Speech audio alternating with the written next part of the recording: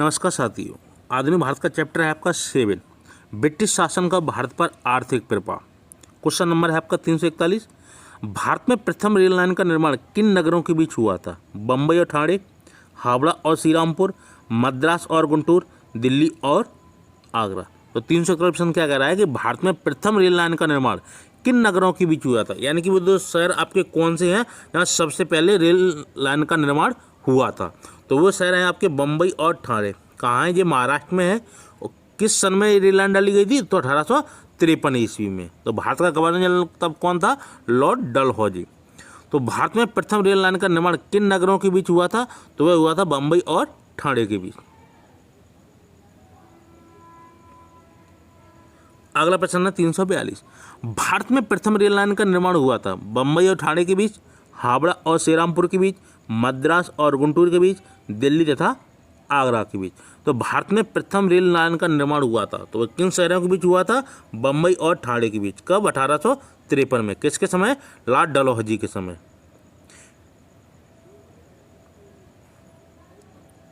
अगला प्रश्न, भारत की पहली रेलवे लाइन किन स्थानों के बीच तथा कब चली? बम्बई पूना के बीच 1853 ईस्वी में, दिल्ली आगरा के बीच 1854 ईस्वी में, बम्बई ठाणे के बीच 1853 ईस्वी में, और उपरोक्त में से कोई नहीं। तो 343 प्रश्न क्या है आपकी? भारत की पहली रेलवे लाइन किन स्थानों के बीच कब चली? तो ये कब चली थी आपकी? बम्बई ठाणे के बीच। कब? 1853 ईस्वी में। ऑप्शन नंबर सी।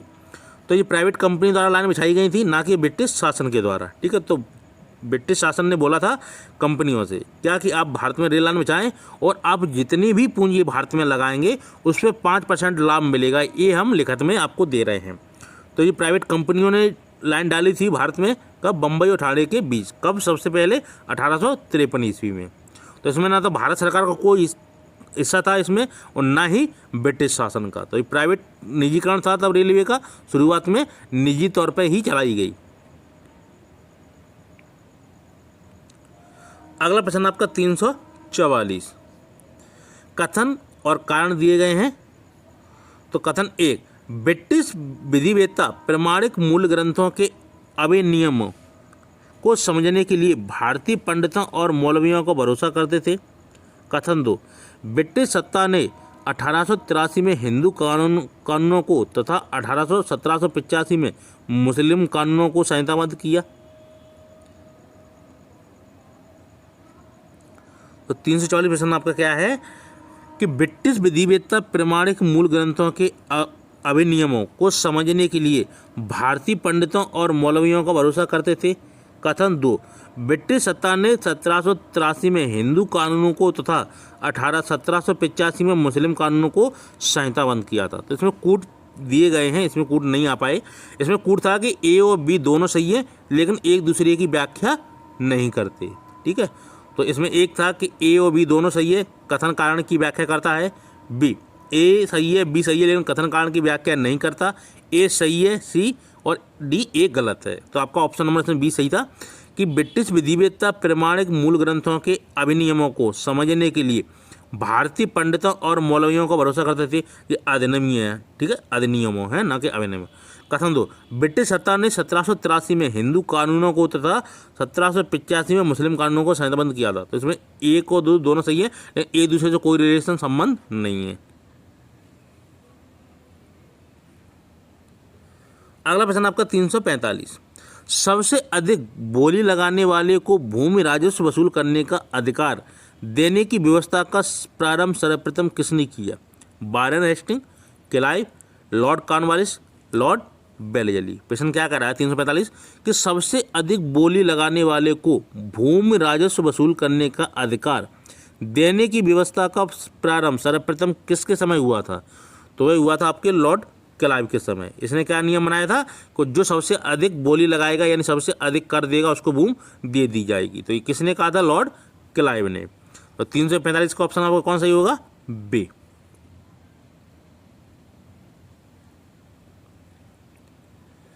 अगला प्रश्न, निम्नलिखित में से किस समाचार पत्र ने कहा था कि भारत में रेल का विकास एक हथकड़ी है? दैनिक ओ समाचार, चंद्रिका, सहचर, मधुव्रत, इंदु प्रकाश। तो 340 प्रश्न आपका क्या है, निम्न में से किस समाचार पत्र ने कहा था कि भारत में रेल का विकास एक हथकड़ी है। तो वह भारतीय समाचार पत्र कौन सा था आपका, वह था आपका सहचर, ऑप्शन नंबर बी। इसने क्या कहा कि जो रेल लाइनों का निर्माण हो रहा है भारत में एक हथकड़ी के समान है। ठीक है, तो 340 का ऑप्शन कौन सही है आपका, बी।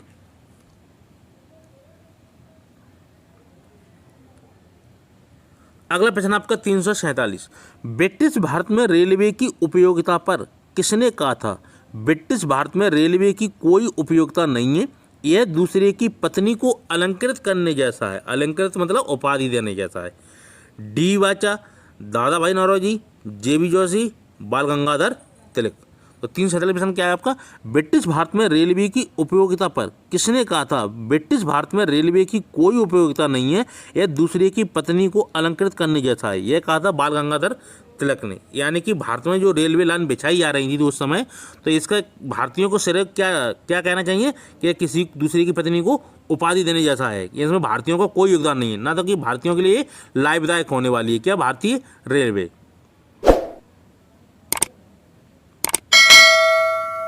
अगला प्रश्न आपका 348, भारत में सर्वाधिक पूंजी निवेश किस क्षेत्रों में हुआ। रेलवे, बैंकिंग, बीमा तथा जायरानी में, चाय कॉफी और नील में, सूती कपड़ों में, जूट मिलों में। तो भारत में सर्वाधिक पूंजी निवेश किस क्षेत्र में हुआ था। तो वह क्षेत्र आपका कौन सा था, वह था आपका रेलवे, बैंकिंग, बीमा तथा जायरानी में। ठीक है, तो इससे पहले भारत में निवेश नहीं करते थे ब्रिटिश वासी।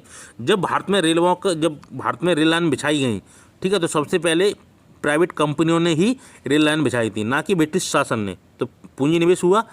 तो 348 का ऑप्शन कौन सही होगा आपका, ए, कि भारत में सर्वाधिक पूंजी निवेश किस क्षेत्र में हुआ था। रेलवे, बैंकिंग, बीमा तथा जायरानी में।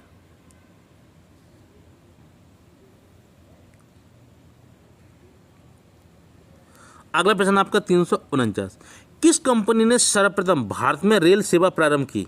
Great Indian peninsular railway, eastern railway, Madras railway, Awadh Tirhut railway. तो प्रश्न आपका 349 क्या है कि किस कंपनी ने सर्वप्रथम भारत में रेल सेवा प्रारंभ की। यानी कि जो प्राइवेट कंपनी थी, इसी ने भारत में सबसे पहले रेल लाइनों को बिछाने का कार्य किया था। तो सबसे पहले रेल लाइन कहाँ बिछाई गई थी, 1853 में बम्बई और ठाणे के बीच। तो वो कौन सी कंपनी थी जिसने जो सर्वप्रथम रेल लाइन बिछाई थी, वह आपकी कंपनी बताना है कौन सी इसमें प्राइवेट कंपनी है। तो वह प्राइवेट कंपनी है ग्रेट इंडियन पेनिनसुलर रेलवे। यह सबसे प्रथम प्राइवेट कंपनी थी जिसने भारत में सबसे पहले रेल चलाई। किसने, ग्रेट इंडियन पेनिनसुलर रेलवे ने।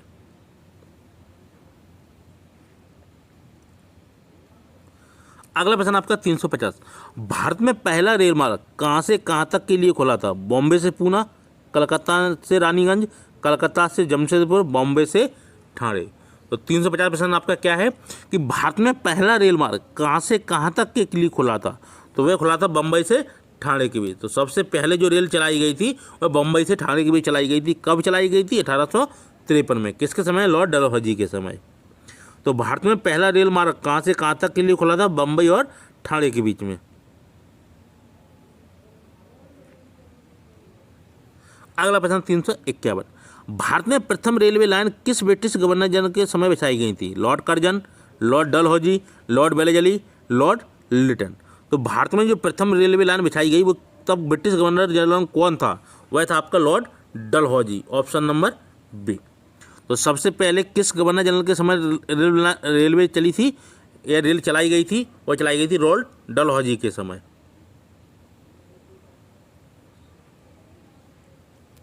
अगला प्रश्न आपका 352, रेलवे को राजकीय नियंत्रण में लाने की बात सर्वप्रथम किसने की। Lord Dalhousie, William Ackworth, Warren Hastings, lord Cornwallis. इससे पहले भारत में रेल कौन चला रहा था, प्राइवेट कंपनी चला रही थी, और उनको एक जो उन्होंने पूंजी लगाई थी उस पर 5% लाभ ब्रिटिश सरकार दे रही थी। लेकिन एक गवर्नर हुए हैं कौन, विलियम एकवर्थ। इन्होंने क्या कहा था कि रेलवे को अपने अंडर में ले ले, राज्य ने जो ब्रिटिश शासन है वो अपने नियंत्रण में ले ले, ना कि प्राइवेट कंपनियों के हाथों में रहने दे। तो ये किसने कहा था, विलियम एकवर्थ ने, ऑप्शन नंबर बी। तो जब 1911 के सुधार लागू हुए थे तब इन्होंने कहा था कि रेलवे को राज्य के नियंत्रण में ले लिया जाए।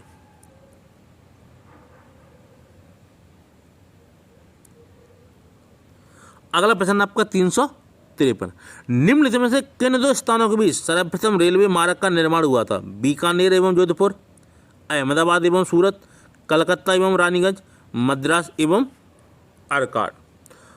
यानी कि वे कौन से दो स्थान थे जिनके बीच सर्वप्रथम रेलवे मार्ग का निर्माण हुआ था? अब ये प्रश्न आप लोगों के लिए दिया गया घुमाने वाला, ठीक है। तो बम्बई और ठाणे तो इसमें है नहीं।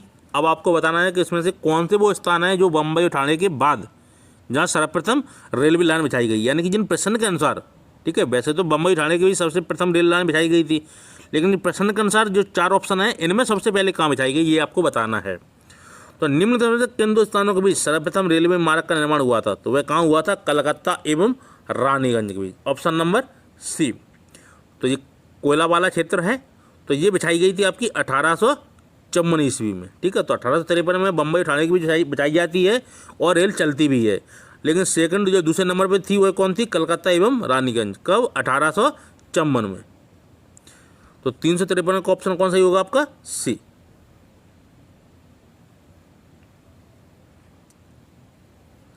अगला प्रश्न आपका 354, भारत में जब रेल मार्ग पहली बार प्रचलित हुए उनका प्रमुख उद्देश्य था कृषि वाले क्षेत्रों को बाजार से जोड़ना, वाणिज्य एवं व्यापार की सुविधा प्रदान करना, सैनिक संचार को अधिक अच्छा और अधिक गतिमान बनाना, सस्ता यात्री परिवहन प्रदान करना। यानी कि भारत में जब रेल मार्ग पहली बार शुरू हुआ उनका प्रमुख उद्देश्य क्या था, यानी वो किस उद्देश्य के लिए शुरू किया गया था? तो वह उद्देश्य था आपका ऑप्शन नंबर ए, कृषि वाले क्षेत्रों को बाजार से जोड़ना।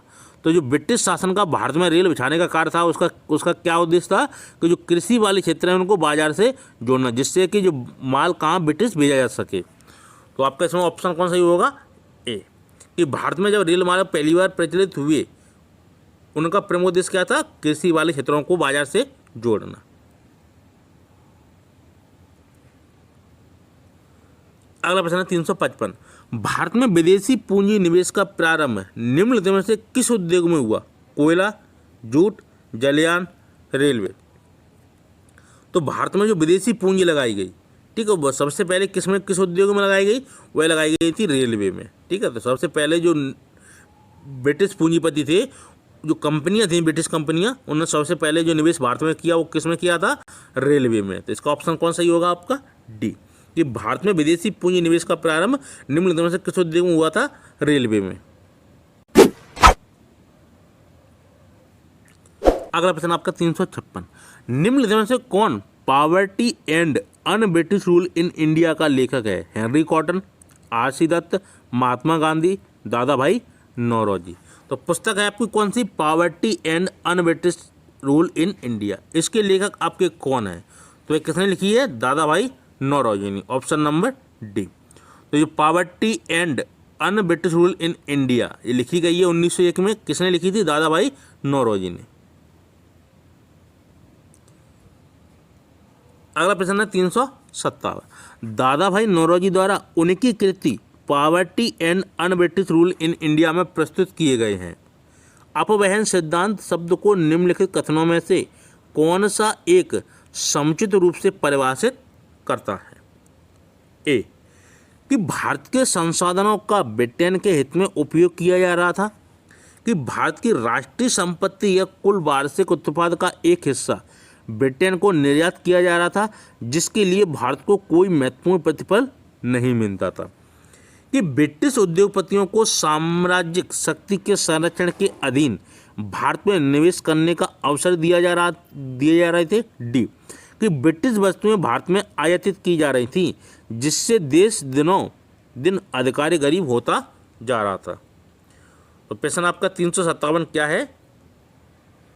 कि दादा भाई नौरोजी द्वारा उनकी कृति poverty and un British rule in India में प्रस्तुत किए गए हैं। अपवहन सिद्धांत यानी धन निष्कासन सिद्धांत शब्द को निम्नलिखित कथनों में से कौन सा एक समुचित रूप से परिभाषित करता है? तो जो अपवहन सिद्धांत दिया है इसका एक कथन से संबंधित कौन सा कथन है जो अपवहन सिद्धांत को दर्शाता है? तो वह कथन है आपका ऑप्शन नंबर बी, कि भारत की राष्ट्रीय संपत्ति या कुल वार्षिक उत्पादन का एक हिस्सा ब्रिटेन को निर्यात किया जा रहा था। जिसके लिए भारत को कोई महत्वपूर्ण प्रतिफल नहीं मिलता था। ठीक है, तो जो अपव्यय सिद्धांत दिया है किसने, दादा भाई नौरोजी ने। तो क्या कहा है उन्होंने कि भारत की राष्ट्रीय संपत्ति या कुल वार्षिक उत्पाद का एक हिस्सा जो ब्रिटेन को निर्यात किया जा रहा था, उस जिसके लिए भारत को कोई महत्वपूर्ण प्रतिफल नहीं मिलता। तो वह कौन सा ऑप्शन होगा इसका, बी, किससे, अपव्यय सिद्धांत से संबंधित। अगला प्रश्न आपका 358, दादा भाई नौरोजी द्वारा प्रतिपादित अपव्यय सिद्धांत की सही परिभाषा नीचे के किस कथन में आती है। ए, भारत की राष्ट्रीय संपदा का एक भाग अथवा कुल वार्षिक उत्पाद ब्रिटेन को निर्यात कर दिया जाता था, जिसके लिए भारत को कोई वास्तविक प्रतिफल नहीं मिलता था। बी, देश के संसाधनों का उपयोग ब्रिटेन के हित में किया जा रहा था। सी, साम्राज्यवादी शक्ति के संरक्षण में ब्रिटिश उद्योगपतियों को भारत में निवेश के अवसर दिए जाते थे। डी, भारत में ब्रिटिश शासन का आयात किया जाता था और यह देश को दिन प्रतिदिन अधिकाधिक गरीब बनाया जाता था। तो 358 प्रश्न आपका क्या है कि जो दादा भाई नौरोजी द्वारा प्रतिपादित अपव्यय सिद्धांत की सही परिभाषा नीचे किस कथन में मिलती है। तो एक कथन आपका कौन सही होगा, ऑप्शन नंबर ए, कि अपव्यय सिद्धांत क्या है कि भारत की राष्ट्रीय संपदा का एक भाग अथवा कुल वार्षिक उत्पाद ब्रिटेन को निर्यात कर दिया जाता था, जिसके लिए भारत को कोई वास्तविक प्रतिफल नहीं मिलता था। ठीक है, तो जो भारत से धन जाता था वो ब्रिटिश लोगों के लिए तो लाभदायक था, लेकिन उसके बदले भारत को कुछ नहीं मिलता था। ठीक है, तो अंग्रेज ये बोलते थे कि भारत में हम अपना शासन चला रहे हैं, उच्च प्रणाली का शासन अपने गवर्नर जनरल भेज रहे हैं, जिससे भारत में शासन चल रहा है, इसके बदले हम धन लेते हैं। ठीक है, लेकिन वास्तव में वो क्या कर रहे थे, भारत को लूट रहे थे। तो 358 प्रश्न कौन सा ही होगा आपका, ए। अगला प्रश्न आपका 359, दादा भाई नौरोजी ने किस लेख के माध्यम से लोगों का ध्यान धन निष्कासन सिद्धांत की ओर खींचा। इकोनॉमिक पॉवर्टी, इंग्लैंड्स डेब्ट to India, atrocities of Britishers, economic history of India. तो 359 प्रश्न क्या कह रहा है आपका कि दादा भाई नौरोजी ने किस लेख के माध्यम से लोगों का ध्यान धन निष्कासन सिद्धांत की ओर खींचा। वह कौन सा लेख था आपका, तो इनका लेख था वो था आपका ऑप्शन नंबर बी, इंग्लैंड डेब्ट टू इंडिया। जब ये 1967-68 में इंग्लैंड में भाषण दे रहे थे तो इन्होंने एक लेख पढ़ा था, इंग्लैंड्स डेब्ट टू इंडिया। ब्रिटिश शासन के समक्ष इन्होंने बात रखी अपनी, क्या रखी कि जो भारत से धन निष्कासन हो रहा है ये गलत हो रहा है और इससे भारत दिनों दिन गरीब होता जा रहा है। सबसे जो मुख्य कारण भारत का रहा है वह धन निष्कासन ही रहा है, जिससे कि भारत तरक्की नहीं कर पा रहा। ठीक है, तो ये किसके माध्यम से कहा था, इंग्लैंड्स डेब्ट टू इंडिया। ठीक है, ये इनका लेख था, इसी के माध्यम से इनने ब्रिटिश पार्लियामेंट में बोला था। किसने, दादा भाई नौरोजी ने। अगला प्रश्न आपका 360, पहली बार भारतवर्ष की औसत प्रति व्यक्ति आय का सांख्यिकी अनुमान प्रस्तुत करने वाला कौन था। रमेश चंद्र दत्त, दादा भाई नौरोजी, गोपाल कृष्ण गोखले, फिरोज शाह मेहता। तो पहली बार जो भारत की औसत प्रति व्यक्ति आय की सांख्यिकी अनुमान यानी जो गणना लगाई, अनुमान लगाया था, वह कौन थे, वह थे आपके दादा भाई नौरोजी, ऑप्शन नंबर बी। तो सबसे पहले इन्होंने प्रति व्यक्ति आय की सांख्यिकी अनुमान लगाया था और गणना की थी इन्होंने। तो 360 का ऑप्शन कौन सही होगा आपका, बी।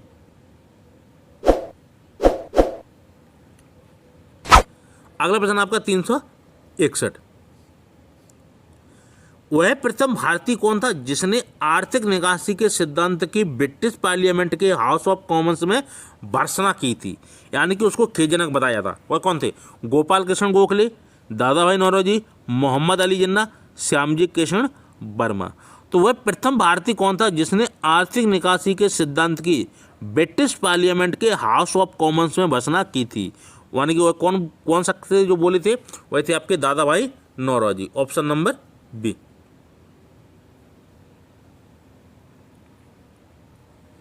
अगला प्रश्न, ड्रेन ऑफ वेल्थ के सिद्धांत को किसने दिया। इंग्लिश में धन निकासी सिद्धांत को क्या बोलते हैं, drain of wealth. Gandhi ji, दादा भाई नौरोजी, मोतीलाल नेहरू, तिलक। तो ड्रेन ऑफ वेल्थ के सिद्धांत को किसने दिया था, दादा भाई नौरोजी ने, ऑप्शन नंबर बी।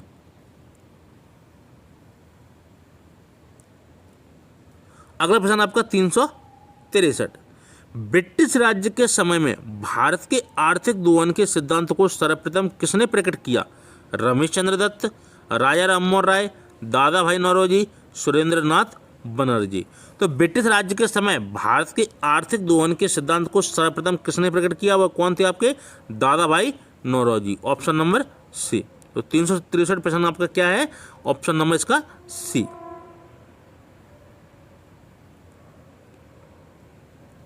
अगला प्रश्न आपका 364, धन निकासी के सिद्धांत का प्रमुख प्रतिपादक कौन था? महात्मा गांधी, एम.जी. रानडे, दादा भाई नौरोजी, एनी बेसेंट। तो धन निकासी सिद्धांत के जो प्रमुख प्रतिपादक थे वह कौन थे आपके? दादा भाई नौरोजी। Option number C. तो 364 का ऑप्शन कौन सही होगा? सी।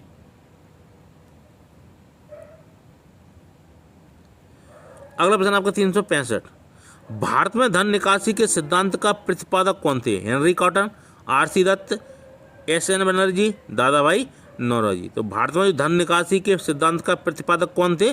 दादा भाई नौरोजी। Option number D.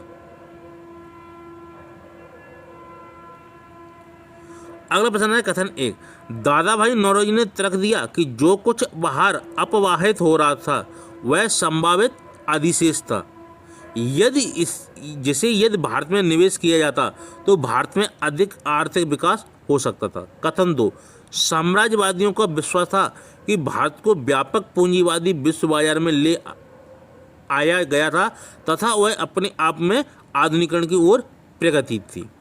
तो 366 का आपका ऑप्शन कौन सा सही है?